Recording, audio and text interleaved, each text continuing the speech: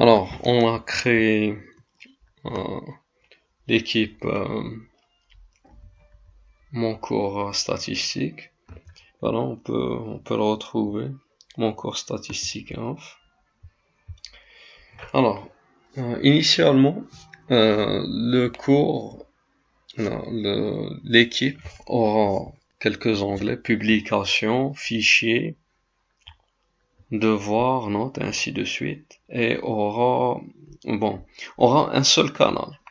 canal général. Alors, une équipe peut avoir plusieurs canaux. Pourquoi plusieurs canaux? Pour plutôt répartir le contenu publié dans l'équipe. Ça veut dire que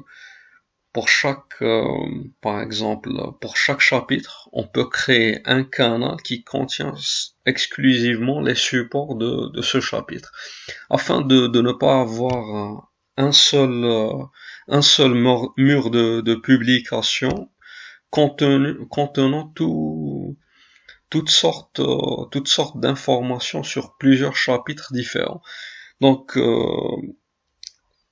les canaux permettent de scinder plutôt le contenu publié dans une équipe.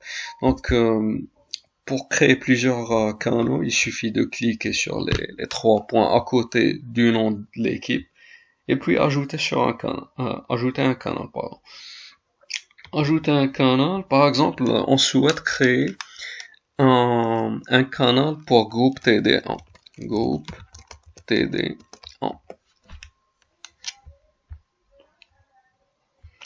Alors, la description du canal est facultative. Par contre, possible de configurer le canal pour qu'il soit accessible par tous les membres de l'équipe. Donc, tous les membres qui ont été ajoutés à l'équipe peuvent accéder à ce canal. Ou bien pour être privé et que seulement les membres invités à ce canal puissent y accéder. Donc, on va utiliser standard au lieu de privé. Sinon, par exemple, un canal CPC d'un module doit être créé comme privé, par exemple.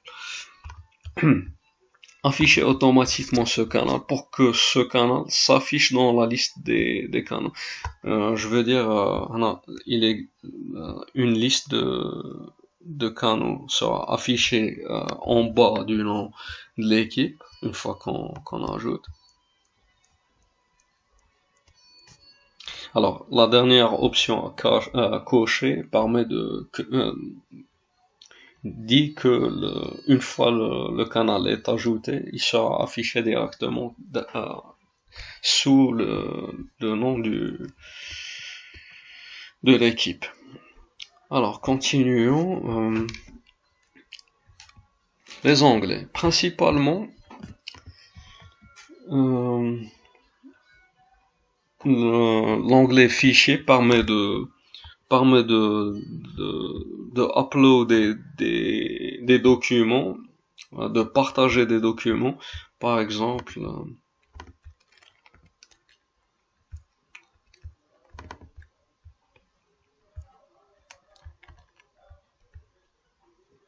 support cours, chapitre 1, module OSI. Alors, le fichier est en train de se charger.